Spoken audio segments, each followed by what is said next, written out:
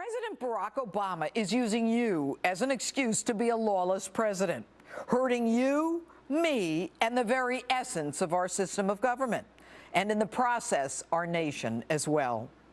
The latest example?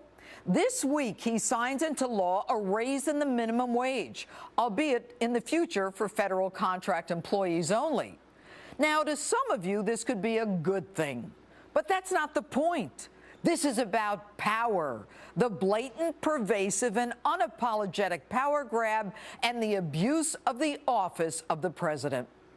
He uses as an excuse that he just can't wait for Congress to act, so he's going to get in there and do it himself. He makes believe that Congress won't work with him, when in truth, he is the one who won't work with Congress. He thumbs his nose at Congress, saying he's got a pen and a phone. Well, Mr. President, how about you use that phone to make a local call to Congress and offer to work with them instead of trashing everyone and creating a divisive, bitter atmosphere in Washington and the rest of the country?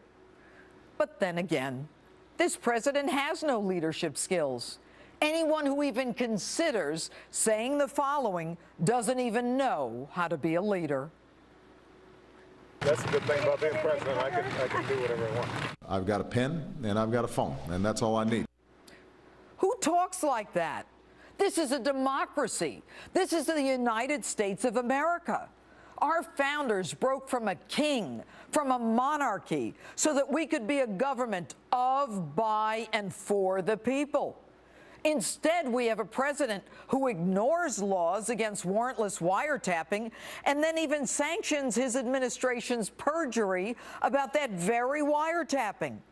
We have a president who signs laws he doesn't intend to follow, who changes laws that Congress legally enacts, and then uses executive orders somewhere in the middle to do whatever the hell he pleases.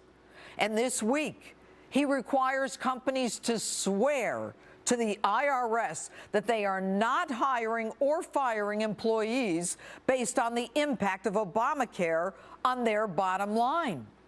What business of the government is it how an employer chooses to staff a private business?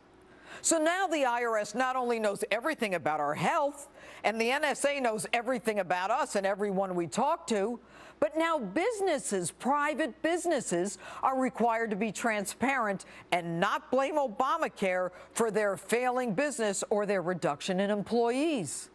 To me, that's bullying. It's intimidation that rises to the level of a dictatorship. The president even arbitrarily decides what laws law enforcement agencies should enforce. In 2012, his DREAM Act prevented Immigration, Customs, and Enforcement from doing their job, deporting illegals, which would be fine if Congress passed a law. How can you be the chief executive officer and block enforcement agencies from their statutorily mandated obligations? But President Obama takes no blame. That's not how our democracy functions. That's not how our Constitution is written. So let's be honest. I need a dance partner here. And the floor is empty. But according to Congress, Mr. President, you don't even show up at the dance.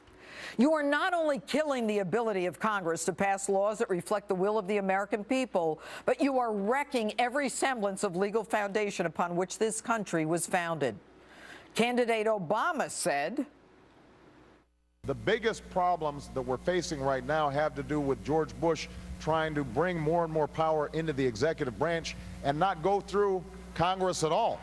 And that's what I intend to reverse when I'm President of the United States of America.